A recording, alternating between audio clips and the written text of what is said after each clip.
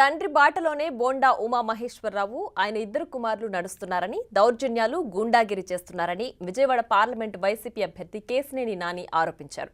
ఈ మేరకు ఆయన సెంట్రల్ నియోజకవర్గంలో ఎన్నికల ప్రచారం నిర్వహించారు.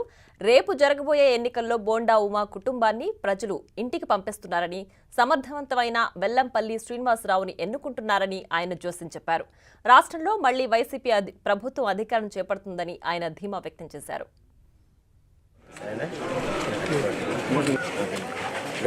ఎమ్మెల్యేగా నాకు ఎంపీగా నాని రెండు కానుకొస్తున్నాయి.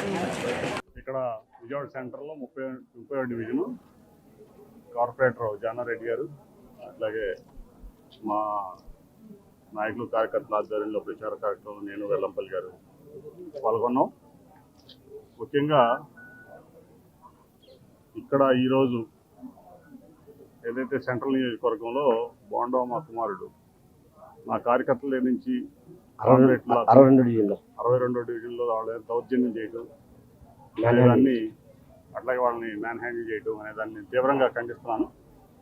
మొదటి నుంచి కూడా వాళ్ళ నైజం అంతే. తండ్రి బాటలోనే ఇద్దరు కొడుకులు కూడా రౌడీయిజం, గోండాయిజం, ల్యాండ్ గ్రాబింగ్, అలాగే ఒక రకంగా మహిళల్ని ఇబ్బంది పెట్టేటువంటి పరిస్థితులు అనేక రకాలుగా, అంటే బీసెంట్ రోడ్లో హఫ్తాలు వసూలు చేయడం party. For more videos like this, subscribe Big TV channel.